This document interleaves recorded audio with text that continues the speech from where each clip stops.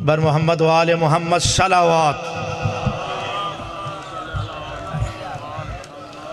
बार दिगर सलावत। यार इतनी भी सर्दी नहीं है, इतने ढीले ढीले रजब के महीने में बर मोहम्मद वाले मोहम्मद सलावत सल्ले अला मोहम्मद वाले मोहम्मद। जब तक दुरूद ऊंची आवाज़ से नहीं पढ़ेंगे मैं भी इधर ऐसे ही बैठा रहूँगा। बुलंदतर सलावत सल्ले अला मोहम्मद वाले मोहम्मद वाजिल फर्ज। इसको उठा के पीछे कहीं रख दें। एक कुर्सी नहीं आगे हो सकती, ये तो ठीक है, कुर्सी ज़्यादा वजन है, बच कर ले चुप ले उधर रख, अपने को रख दे। या इली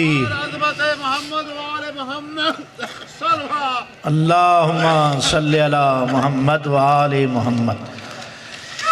औज़ु बिल्लाहि मिनश शैतानिर रजीम। बिस्मिल्लाहिर रहमानिर रहीम। अल्हम्दुलिल्लाहिल्लज़ी नज़्ज़लल फ़ुरक़ान अला अब्दिही लियकून लिल आलमीन नज़ीरा।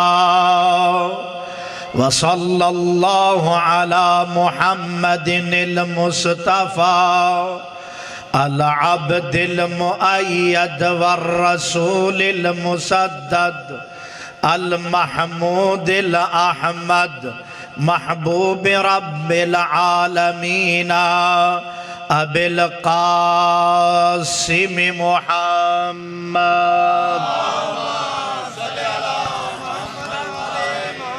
सुम्मा सलातु वस्सलामु अला अहलि बैतिन नुबुव्वा व मअदिनिर रिसाला व मुख्तलफिल मलाइका।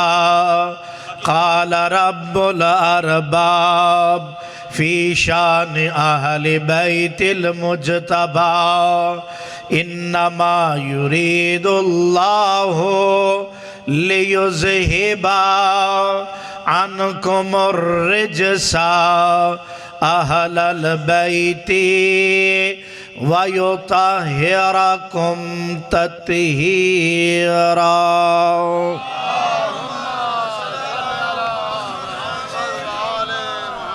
वलानतु दाइमतु अला अदाइहिम अजमईन। अम्मा बाद क़ालल हकीम फ़िल क़ुरआनिल हकीम।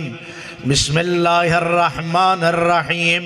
फ़स्अलू अहलज़ ज़िक्र इन कुन्तुम ला तअलमून।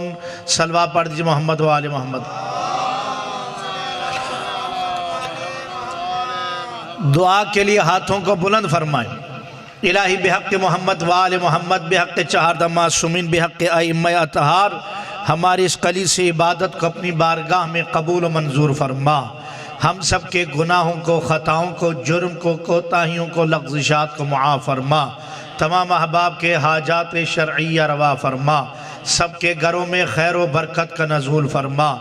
आलम इस्लाम में इत्तेहाद और इत्तेफाक पैदा फरमा। दुश्मनान इस्लाम को तबाह व बर्बाद फरमा। वतन अज़ीज़ पाकिस्तान में अमन, अमान, सुकून और इस्तेहकाम अता फरमा। खुदावंदा जो मेरी माएँ, बहनें, बेटियाँ तशरीफ़ फरमा हैं, दोस्त, अहबाब, भाई, बुज़ुर्ग, बच्चे तशरीफ़ फरमा हैं, सबके हवाइज शरइया रवा फरमा। सबके घरों में खैर व बरकत का नज़ूल फरमा। खुदावंदा जनाब चौधरी फ़ैयाज़ साहब की जानिब से इस खूबसूरत सजाए हुए गुलदस्ता को अपनी बारगाह में कबूल व मंजूर फरमा। खुदावंदा चौधरी साहब के तौफ़ीक़ात खैर में इजाफ़ा फरमा। इनके रिज़्क़ हलाल में वसअत अता फरमा। खुदावंदा बिहक़ मोहम्मद वाले मोहम्मद इनके बच्चों को नेक व साले फरमा। दुनिया आखिरत में इन्हें कामयाबी अता फरमा। चौधरी साहब की ज़ौजा को सेहत और आफ़ियत अता फरमा। खुदावंदे ने शिफ़ाए कामिल व आजिल अता फरमा। खुदावंदा चौधरी साहब की ज़ौजा जो दिल के साथ मुहिब्बान अहले बैत की खिदमत करती हैं और ये गुलदस्ता सजाती हैं और मोहब्बत अहले बैत रखने वालों की खिदमत कर रही हैं। खुदावंद इनके तौफीकात खैर में इजाफ़ा फरमा। खुदावंदा इनको इनकी औलादों को दिन दुगनी रात चुगनी तरक्की अता फरमा। हम सब के मौला व आका मुंजी आलम बशरियत इमाम आदिल बादशाह को इज़्ने ज़हूर अता फरमा। हम सब को उनके आवान और अंसार में शुमार फरमा। खुदावंदा जो अहबाब परेशान हाल हैं, हाथ उठाए हुए हैं, खुदावंदा जो हाजतमंद है, मुश्किल में गिरफ़्तार हैं, किसी के पास रिज़्क़ की परेशानी, किसी के पास सेहत की परेशानी, किसी के पास औलाद की परेशानी, किसी के घर की परेशानी और किसी के मुलाजमत की परेशानी।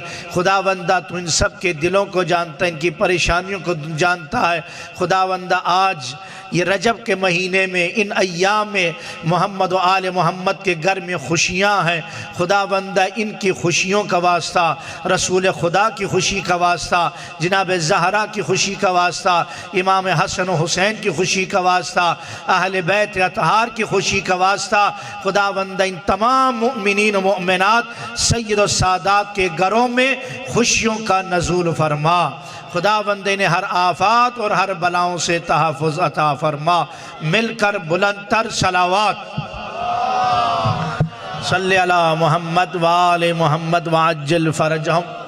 सबसे पहले मैं गुजारिश करूँगा अपनी माँ बहन बेटियों से, आप अपना पर्दा पहले संभालें और फिर बाद में बैठें। कोशिश करें कि आप अपने चेहरे को भी ढांपें, आपकी बेशक आंखें निकली हुई हों, ताकि देखने वाला ख़तीब या कोई अज़ादार या कोई मोमिन मुहिब्बान अहले बैत में से किसी की आंख आपकी जानिब उठे तो आपका पर्दा भी सलामत रहे और वो मोमिन भी गुनाहगार ना हो। व इल्ला आप बैठी हैं, किसी की भी निगाह यूँ उठ जाती है, इंसान है, ख़ता का पुतला है, तो लिहाजा ऐसा नहीं कि बिल्कुल ही आंखें बंद करके बैठे, जब आंखें उठाते हैं तो कहीं ना कहीं माँ बहन बेटी का चेहरा नज़र आता है, तो वो सारे के सारे अहबाब न। अच्छा, किसके सेहत के लिए क्या हो, तबीयत ठीक है उनकी,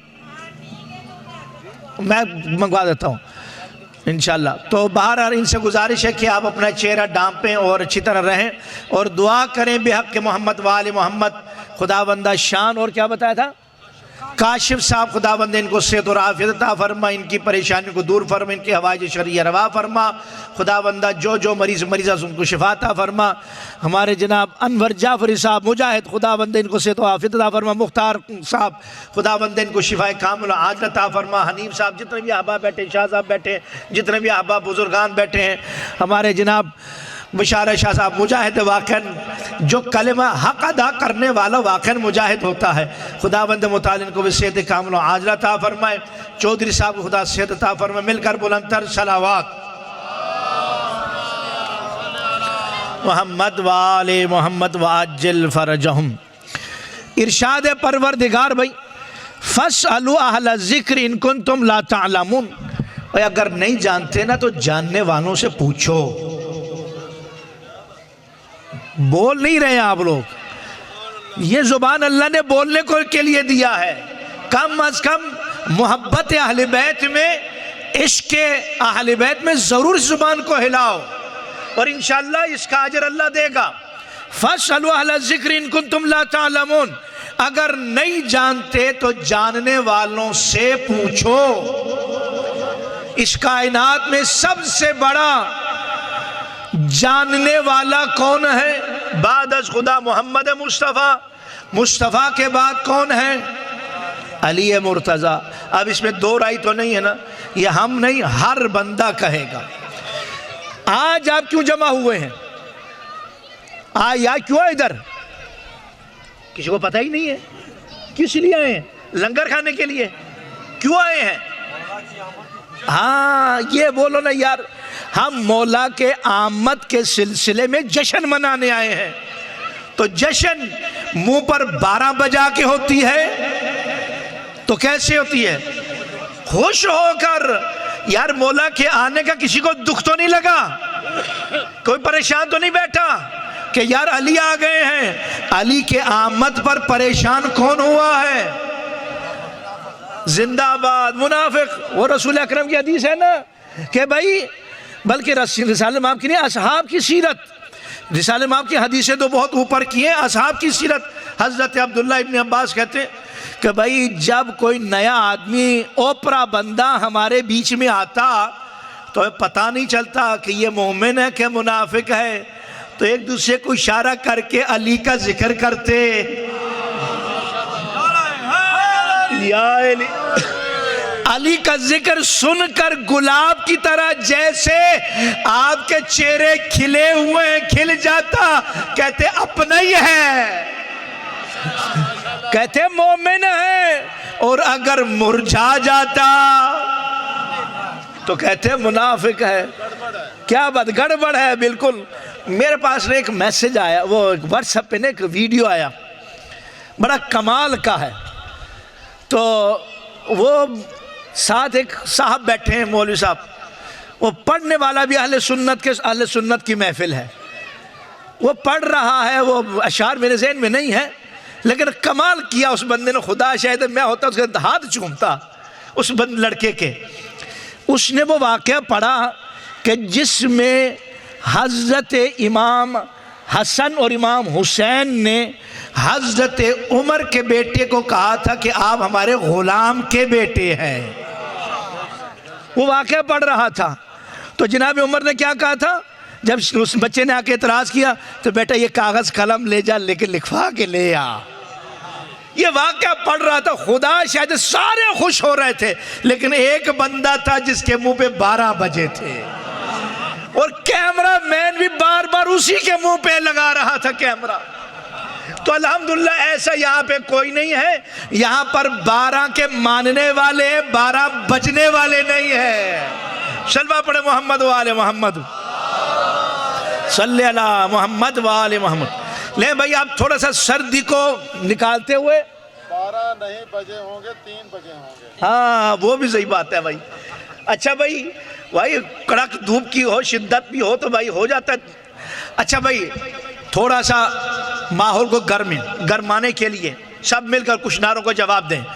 नारे तकबीर, नारे तकबीर, नारे रिसालत, नारे रिसालत, नारे हैदरी, हैदरी, हैदरी।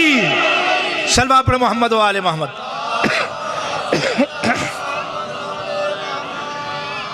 ले अजीज़ान मन, आज मैं थोड़ी सी मुश्किल बात कर रहा हूं आप पर एतमाद करते हुए, लेकिन मौके मुनासिब और मौजू के तहत।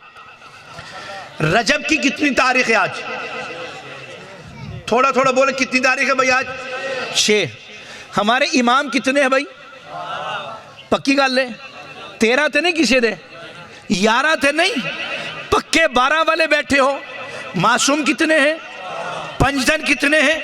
5। जिंदाबाद। इमाम 12, मासूम 14, पंजतन 5। अच्छा भाई नबी कितने हैं? 1,24,000। बड़े रसूल उलुल आज़म रसूल कितने हैं? 5। ठीक है। आसमानी किताबें कितनी हैं? 4। उसूल दिन कितने हैं? कितने हैं भाई? अब 5। थोड़ा सा गड़बड़ हो रहा है ना। उसूल दिन कितने हैं भाई? फरोज दिन कितने हैं? 10। कुछ बोलोगे फिर यहाँ से ब्रेक लगनी शुरू हो जाएगी। अच्छा भाई नमाजें कितनी हैं? 5। अच्छा भाई फजर की कितनी रकातें हैं? 2। असर की, ज़ोहर की, मगरिब की, इशा की। अच्छा भाई फजर की कितनी सुन्नत है? असर की, असर की 8, ज़ोहर की, मगरिब की, इशा की, तहज्जुद की। सुनो भाई, मौला ने फरमाया है हमारा मोमिन वो है जो 24 घंटे में 51 रकात नमाज पढ़ता है। कितनी रकात? 17 की बात नहीं हो रही, 5 वक्त नहीं, 51 रकात नमाज पढ़ने वाला वह हमारा मोमिन है। शब नमाज तहज्जुद भी कज़ा नहीं करता वो हमारा। यार ये जो अहबाब बाहर बैठे हैं आप इधर अंदर तशरीफ लाएं, महफिल में बैठे, जश्न में बैठे, सवाब हासिल करें। बाहर खड़े होंगे सवाब नहीं मिलेगा। ऐसा है हमारी मिसाल कि भाई दरिया किनारे रहना है, आब कौसर के चश्मे के सामने रहना है, लेकिन प्यासा मरना है। भाई कौसर है, जामे कौसर, अंदर आए और जामे कौसर नोश फरमाए। जनाब आज आपने 6 रजब को ये बेहतरीन गुलदस्ता सजाया है। आज कुछ और बात करूंगा। इमाम है हमारे 12। भाई 10वें इमाम का नाम क्या है? क्या नाम है? इमाम अली नकी अलैहिस्सलाम। 9वें इमाम का नाम क्या है? इमाम मोहम्मद तकी अलैहिस्सलाम। भाई याद रखना 12 इमाम है, 14 मासूम है। जिस तरह दुनिया में आपको ABC DEFG वगैरह अली बे ते से या कोई और चीज़ आप याद करते हैं, स्कूल में वो सारे पढ़ाने पढ़ते हैं, सुनाने पढ़ते हैं, कब्र में ये सारे इमाम अलिफ से लेकर ये तक, मौला अली से लेकर इमाम महदी तक, हर एक का नाम आपको बोल कर बताना है। और दुनिया में याद होगा तो कब्र में बताओगे ना। बात समझ में आ गई ना? मैं आपको क्यों परेशान कर रहा हूँ इतना? वजह ये है आज है 6 रजब, कल का जो दिन गुजरा 5 रजब, वो हमारे 10वें इमाम की विलादत है। अगर बात पल्ले पड़ रही है, ये बड़े समझदार आदमी है चौधरी साहब, इन्होंने यहाँ दरमियान में की है 6 को। अब यहाँ से 1 रजब को जनाब इमाम मोहम्मद बाकर की विलादत है, और 5 रजब को इमाम अली नकी की विलादत है, 10 रजब को इमाम मोहम्मद तकी की विलादत है, और 13 को इमाम अली अलैहिस्सलाम की विलादत है। बीच में इन्होंने किया है, देखो भाई 6 रजब को इधर से भी बराबर बैलेंस रखा, उधर से भी बैलेंस रखा है, दरमियान में जश्न हो रहा है। अजीज़ान मोहतरम, इधर से भी खुशियां हैं, उधर से भी खुशियां हैं। अब आप खुश ना हो तो फिर अल्लाह ही आपको खुश करे। तो मिलकर एक दफ़ा सल्लल्लाहु पढ़े मोहम्मद वाले मोहम्मद, सल्लल्लाहु मोहम्मद वाले मोहम्मद। भाई इमाम हसन, इमाम हुसैन, मौला अली, रसूल अकरम तक तो जिक्र होता है। इसके बाद इमाम ज़ैनुल आबिदीन के मसाइब पढ़े जाते हैं। इनके बाद किसी के फ़ज़ाइल पेश ही नहीं होते। आज मैं कुछ फ़ज़ाइल 10वें इमाम के और 9वें इमाम के आपकी खिदमत में अर्ज़ करना चाहता हूँ। आप मेरा साथ देंगे? है मुश्किल मसला। कुछ कहते हैं माशाल्लाह, कह रहे सारे मिलकर कहें ना माशाल्लाह।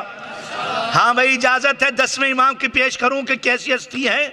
अज़ीज़ान मोहतरम, 10वें इमाम इमाम अली नकी अलैहिस्सलाम वो अजीमुल मर्तबत इमाम हैं, जो 9वें इमाम के बेटे हैं, 11वें इमाम के वालिद हैं, और 12वें इमाम के दादा हैं। बात समझ में आ गई ना? तो अजीज़ान मोहतरम, इनका नाम क्या नाम है भाई? अली। नकी इनका लक़ब, अबुल हसन इनकी कुनियत, और इनकी वालिदा का नाम समाना। ठीक हो गई? उम्र अजीज 40 साल या 41 या 42 साल जिंदगी गुजारी है दुनिया में, और फिर इमामत का जो दौर रहा है 33 साल, और फिर मुअतज़ बिल्लाह मलऊन ने ज़हर से इनको शहीद किया है। यह मुख्तसर आपको तारुफ कराया। अब चलिए मैं आपको फ़ज़ाइल पेश करता हूँ, 1-2 बातें इंतहाई अहम। मौला अलैहिस्सलातु वस्सलाम, जुमे के खुतबे में मैंने एक इशारा किया था, वहीं उसी से मैं आगे बढ़ रहा हूँ। इमाम अलैहिस्सलातु वस्सलाम हर दौर में नवाजने वाले रहे हैं। एक शख्स जिसका नाम था अबू हाशिम जाफ़र, इमाम के पास आया। इमाम ने उससे हिंदी ज़ुबान में गुफ्तगू की, उर्दू ज़ुबान में, जो उसे आती नहीं थी। हैरान होकर कहने लगा, मौला मैं तो हिंदी नहीं जानता, उर्दू जानते नहीं, आप क्या बोल रहे हैं, मुझे पता ही कोई नहीं है। भाई मदीने में रहने वाले हैं, उर्दू बोल रहे हैं उनके साथ। ये बिहार और अनवार में अल्लाह बाकर में जिसने लिखा हुआ। जब हिंदी ज़ुबान में बात की वो समझ ना सका, हैरान हुआ। मौला ने एक संगरेजा उठाया, मुंह में रखा, चूसने के बाद उसको दे दिया। देखिए इमाम की अता, जैसे उसने लिया अपने मुंह में रखा, चूसने के बाद बाहर निकाला, हैरान होकर कहने लगा, मौला मैं 73 जुबानों का आलिम बन गया। अल्लाह अकबर, या 73 जुबानों का आलिम। अल्लाहुम्मा सल्ली अला मोहम्मद वाले। सिर्फ एक संगरेजा जो लुआब दहन इमाम लगा उसे चूसा, वो 73 जुबानों का आलिम बन गया। यार थोड़ी देर रुक जाओ, आहले विला बैठे हैं, विलायत का इश्क रखने वाले बैठे हैं। एक मर्तबा अमीरुल मोमिनीन ने मिंबर कूफा पे सलूनी का दावा किया, भाई मैं आसमानों के रास्ते जानता हूँ, ज़मीन के रास्ते जानता हूँ, जो पूछना है मुझसे पूछो। एक मर्तबा एक शख्स ने पूछा कि या अली इतना इल्म आपके पास कहाँ से आया? कहा हाज़ा लुआब रसूलिल्लाह, ये रसूल खुदा के मुंह की तरी है। अल्लाह जिसके मुंह की तरी सलूनी का दावा कराता है और उसी के बेटे के मुंह की तरी से 73 जुबानों का आलिम बन गया। और एक रिवायत ये भी सुनते चले आगे बढ़ने से पहले, गरीब बैठे हैं, मस्कीन बैठे हैं, मेरी माँ बहन बेटियां बैठी हैं, ये सुनकर आगे बढ़ना मैंने जल्दी जल्दी से।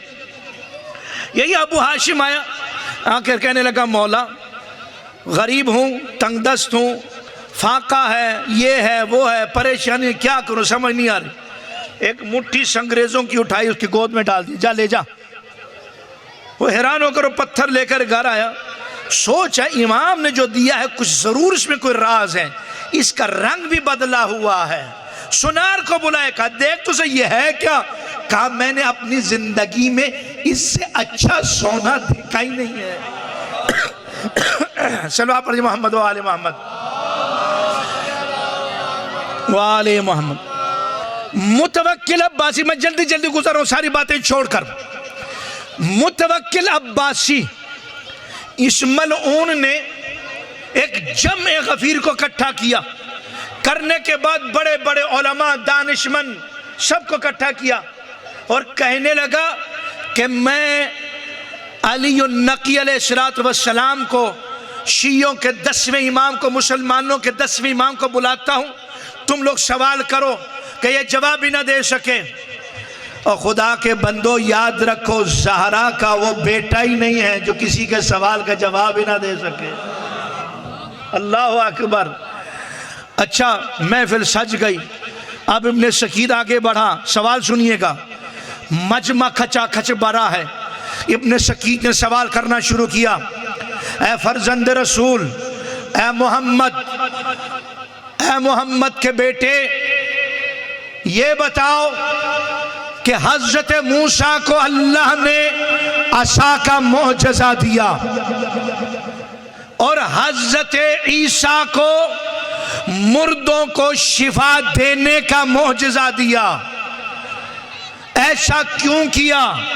और जब के रसूल खुदा को तलवार का मोजज़ा दिया और रसूल खुदा को कुरान का मोजज़ा दिया, उन्हें एक एक मोजज़ा, असा का मोजज़ा और मुर्दों को शिफा देने का मोजज़ा और रसूल खुदा को तलवार का मोजज़ा और कुरान का मोजज़ा दिया। आप ये बताएं कि रिसालत माब को दो दो मोजज़े क्यों दिए, तलवार और कुरान क्यों दिया? उनको असा और मुर्दों को शिफा देने का एजाज क्यों दिया?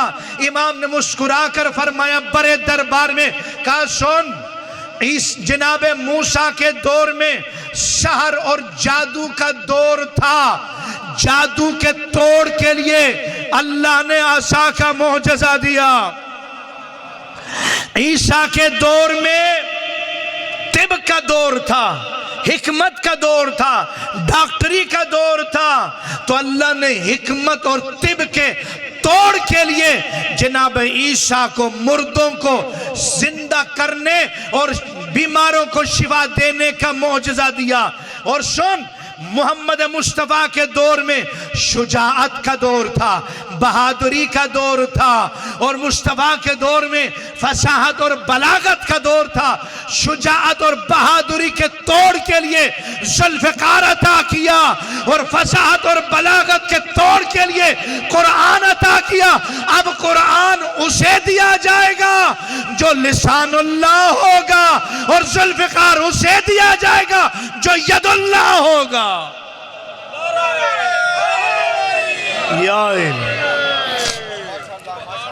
हैरान हो गया। जज़ाकल्लाह। ये हमारे 10वें इमाम हैं।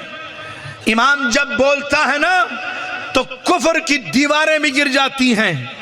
एक मर्तबा याहया इब्ने अक्शम, उस दौर का जनाब चीफ जस्टिस, उससे रहा नहीं गया।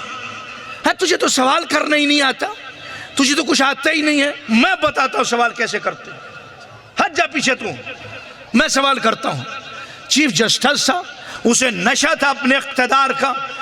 खड़ा हो गया, कहने लगा आप ये बताइए, मैं चीफ जस्टिस हूं, मैं आपसे सवाल कर रहा हूं, कुरान में अल्लाह ने कहा है वो जो जनाब आसिफ बिन बरखिया के बाबत, कालल्लज़ी वमन इंदहु इल्मुम मिनल किताब, वो बोला जनाबे सुलेमान की महफिल से जिसे कुरान में से जरा सा इल्म दिया गया था। इससे मुराद कौन है? ये कौन से साहब हैं? कुरान में किसी का नाम तो नहीं है, ये कौन है? अच्छा, इमाम की उस वक्त हयात तय्यबा कम है, ज़्यादा नहीं है।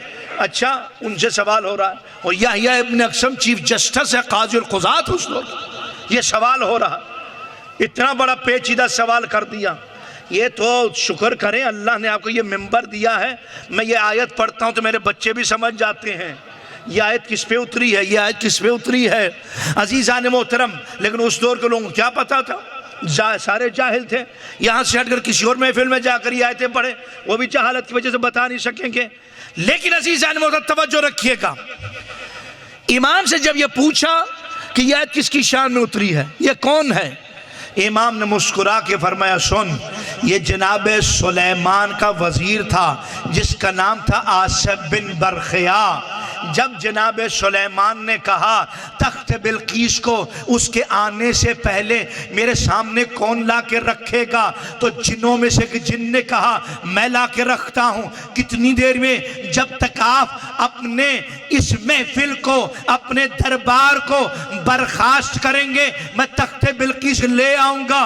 तो इतनी देर कौन इंतजार करे, कोई और? जनाब आसिफ ने कहा मैं ले आऊँगा। कितनी देर में? कहा चश्मे ज़दन में ले आऊंगा, तख्त बिल्कीस चश्मे ज़दन में ले आऊंगा। कहा अच्छा, जा फिर ले आ।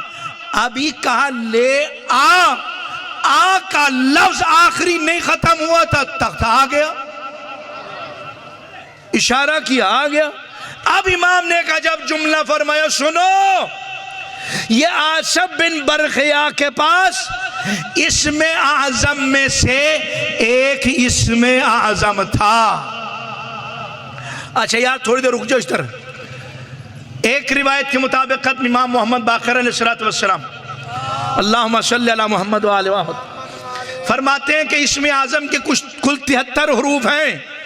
उसमें से 25 इसमें आज़म हज़रत आदम को दिए, 14 हज़रत नूह को दिए, 8 जनाब मूसा को दिए, और 4 इसमें आज़म जनाब गालिबन 2 इसमें आज़म हज़रत सुलेमान को दिए, 2 इसमें आज़म हज़रत ईसा को दिए, 1 इसमें आज़म आसिफ बिन बरखिया को मिला है। उस एक इसमें आज़म के बलबोते पे ये सब कुछ हुआ है। मौला फरमाते हैं 73 में से 72 इसमें आज़म अल्लाह ने हमें अता किए हैं।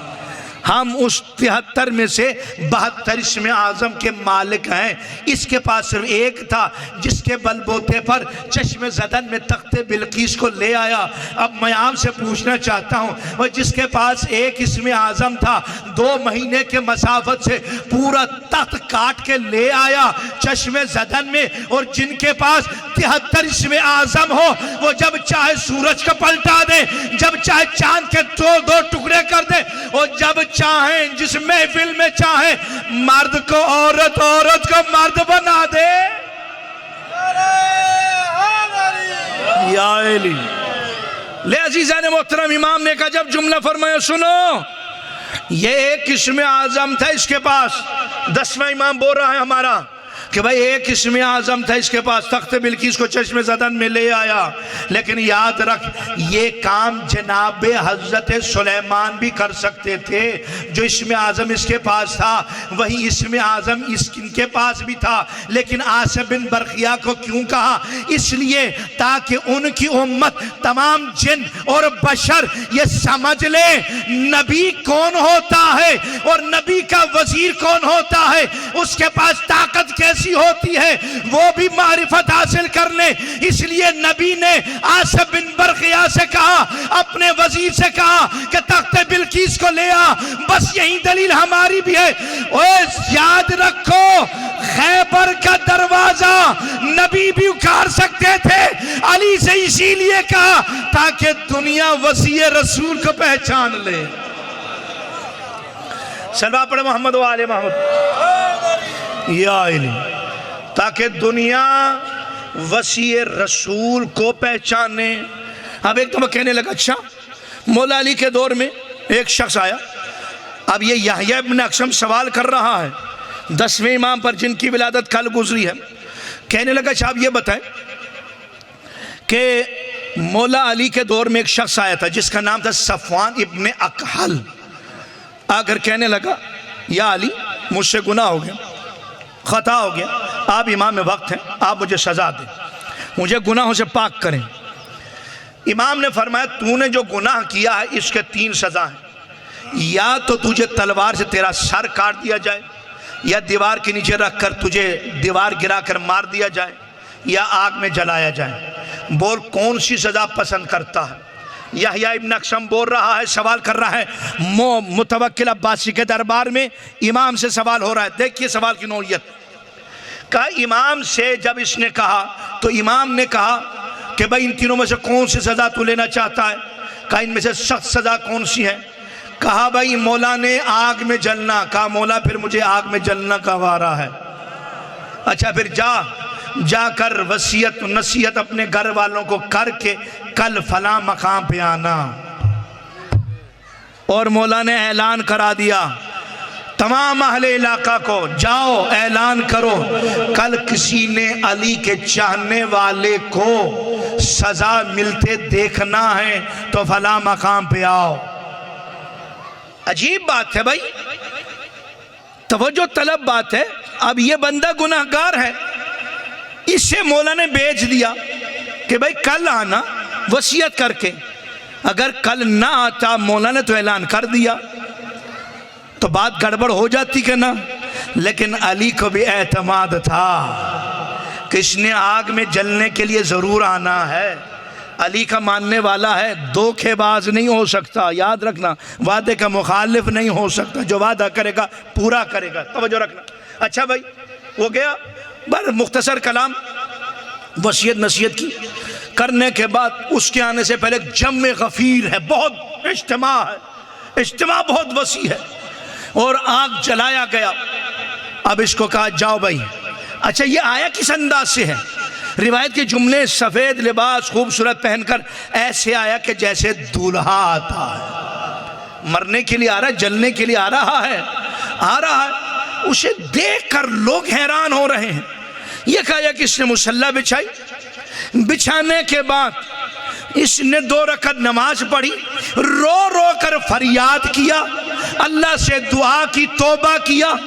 और फिर अजीज़ान मोहतरम एक रिवायत के मुताबिकत में मौला ने हुक्म दिया, जिस नीयत से, जिस सिद्क़ नीयत से, जिस इरादे से, जिस सच्चे दिल से तूने तौबा किया है, जाकर आग में बैठ जा। वो चला गया, आग में बैठा। खुदा शाहिद है, मैंने इन गुनाहगार आंखों से पढ़ा, सारी लकड़ियां जलकर खाकस्तर हो गई, लेकिन उसका लिबास न जला, न उसको उसके ऊपर कोई निशान पड़ा। सल्लल्लाहु अलैहि मोहम्मद वाले। मौला ने फरमाया, जा भाई, तूने सिद्क़ के दिल से, नीयत से तूने तौबा किया है, जा मैंने तुझे माफ कर दिया। सवाल सुनिएगा, मौला ने कहा जा तुझे माफ कर दिया, तेरी सजा माफ, जा चला जा, तू बरियो जिम्मा है। याहया इब्ने अक्सम ने, कबला सुने से बात को, याहया इब्ने अक्सम ने, चीफ जस्टिस ने हमारे 10वें इमाम पर यही एतराज किया, अली कौन होता है जो सजा को माफ कर दे। बात समझ में आ गई? बात कहां से कहां जा रही है? कहीं अली कौन होता है सजा को माफ करने वाला? इमाम ने 2 ही जुमले जवाब में फरमाए और गजब कर दिया, खुदा की कसम, कहा याहया जिस इमाम को अल्लाह ने सजा देने का इख्तियार दिया है उसे माफ करने का भी इख्तियार दिया है। अल्लाह अकबर।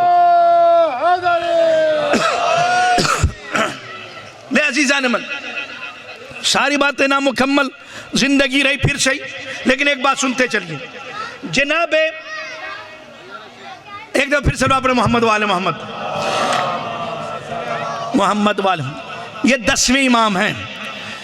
इन्हीं के वालिद जनाब इमाम मोहम्मद तकी, इनकी उम्र मुबारक उस वक़्त 9 बरस थी। यही याहया इब्ने अक्सम उनके सामने भी आया। पहले इनके वालिद साहब से मार खा चुका था, फिर बेटे के पास भी आया था, वहां पर भी मार खा के जा रहा है। सर यार मेरी तरफ देखना यार, बस आखिरी मराहिल ज़हमत तमाम कर रहा हूं, मेरी तरफ तवज्जो रखना। इनके अहम बात, याहया इब्ने अक्सम जनाब इमाम मोहम्मद तकी के पास, जिनकी विलादत अभी 10 तारीख को हो गया, अच्छी है, 2-4 दिन के बाद इनकी 9 की शब विलादत है। इमाम मोहम्मद तकी हैं, लिहाजा इन दोनों बाप बेटे की विलादत बिल्कुल करीब करीब है, इसलिए मैं इन्हीं के मौजू में बात कर रहा हूँ। अज़ीज़ान मोहतरम तवज्जो रखिएगा, मौजू में बात करनी बहुत बेहतर होती है। कल का जो दिन गुजरा, 10वें इमाम की विलादत, इमाम अली नकी की विलादत, और 10 रजब को इमाम मोहम्मद तकी की विलादत, दोनों को अज़ीज़ान मोहतरम साल लेकर चल रहा हूँ। यही याहया इब्ने अक्सम इमाम मोहम्मद तकी के पास आया, और उस वक़्त मामून रशीद बादशाह था बनी अब्बास, बहुत बड़ा आलिम था इनका। इसने इसी तरह उलमा को जमा किया, करने के बाद जम गफ़ीर है, उलमा इनके। उस वक़्त इमाम मोहम्मद तकी की उम्र मुबारक 9 साल है, और ये उस वक़्त भी चीफ जस्टिस है। खुदा की इन पर फटकार, ये बदबख्त लोग आले मोहम्मद के घराने को देखते हुए समझते हुए भी इन्होंने कबूल नहीं किया, ये जाहिल के जाहिल ही रहे। एक मर्तबा मामून रशीद ने कहा, याहया हज़रत इमाम मोहम्मद बाक़िर से सवाल और जवाब करो। यार कोई मैच होता है, एक 9 बरस के बच्चे को यहाँ बिठाया जाए और मिसाल 40 साल का एक आदमी उससे सवाल और जवाब करे कि भाई ये तो नामुनासिब वाली बात है। नामुनासिब थी, और सारे उलमा भरे हुए थे। 9 बरस के बच्चे को मिंबर पर बिठाकर उनसे सवाल हो रहा है, और सवाल कैसा देखिएगा। खुदारा बच्चों, समझ में आए तो कंजूसी न करना, अपने इमाम को पहचानो, अपने इमाम को पहचानो, उनकी मारिफत हासिल करो। क़यामत के दिन कब्र के अंदर इन्हीं का नाम लेकर हमने आगे जाना है। इमाम से याहया इब्ने अक्सम चीफ जस्टिस सवाल करता है, ऐ फर्जंद रसूल, आप ये बताएं, अगर कोई शख्स हालत एहराम में शिकार करे तो उसका क्या हुक्म है? सवाल समझ में आ गई भाई? सवाल क्या है? चीफ जस्टिस सवाल कर रहे हैं 9 बरस के बच्चे से कि अगर कोई शख्स हालत एहराम में कोई शिकार करे तो इसका क्या हुक्म है? भाई थोड़ा मेरे तरफ तवज्जो रखना, पूरी तवज्जो मेरे तरफ। आखिरी मराहिल, चलो अपने मोहम्मद वाले मोहम्मद।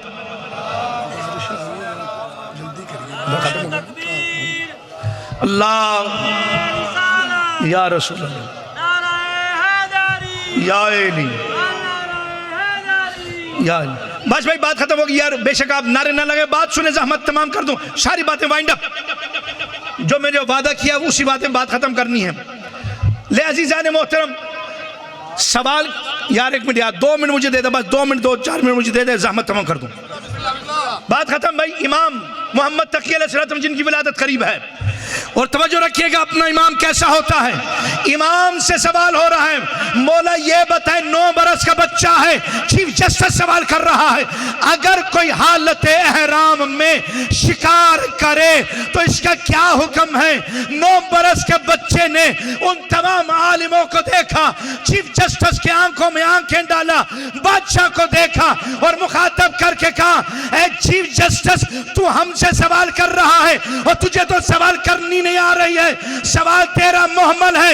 ये बता, शिकार करने वाले ने हिल में शिकार किया है, हरम में शिकार किया है, बसले को जानता था या नहीं जानता था, शिकार करने वाला बालिग था नाबालिग था, जानबूझकर शिकार किया था या अनजाने में शिकार हो गया है, शिकार दिन को किया है या रात को किया है, शिकार परिंदे का किया है, जानवर का किया है, शिकार जब किया था एहराम हज का था या उम्रे का था।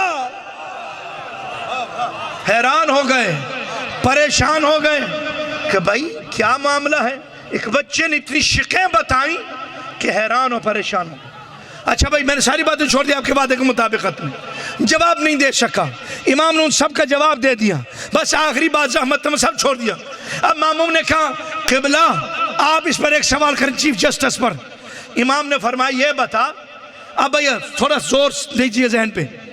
इमाम ने सवाल किया चीफ जस्टिस पर, कैसा सवाल, ये बता, एक औरत एक मर्द पर सुबह को हराम है, सुबह के एक औरत हराम है, जोहर के वक्त हलाल है, असर के वक्त फिर हराम है, और फिर अजीज़ान मोहतरम मगरिब को फिर हराम है, इशा के वक्त फिर हराम हलाल है, आधी रात को फिर हराम है, सुबह को फिर हलाल हो गई। बताओ ये एक ही औरत एक ही मर्द पर इतनी दफ़ा हलाल और हराम कैसे हो गई। चीफ जस्टिस के होश उड़ गए, रंग उड़ गए। ऐसा सवाल जिंदगी में न सुना, न कभी सोचा, न कभी समझा। अब सबके हाथ बद गए, मौला आप ही बताएं इस मुश्किल मसले का हाल क्या है। सलूनी का दावा करने वाला इमाम ने फरमाया, सुन, एक औरत एक मर्द पे हराम थी, सुबह को वो किसी की कनीज थी, हराम थी, खरीद लिया, दिन चढ़े हलाल हो गई, और फिर जोहर के वक्त आज़ाद किया, हराम हो गई, असर के वक्त निकाह कर लिया, हलाल हो गई, गुरूब आफ्ताब के वक्त इसने, मगरिब के वक्त इसने उस औरत को से जिहार किया, हराम हो गई, इशा के वक्त जिहार का कफारा दिया, हलाल हो गई, आधी रात को तलाक रजई दी, हराम हो गई, सुबह को रुजू कर लिया, हलाल हो गई। अल्लाहुम्मा सल्ली अला मोहम्मद व आले मोहम्मद बर मोहम्मद व आले मोहम्मद सलावत। जज़ाकल्लाह।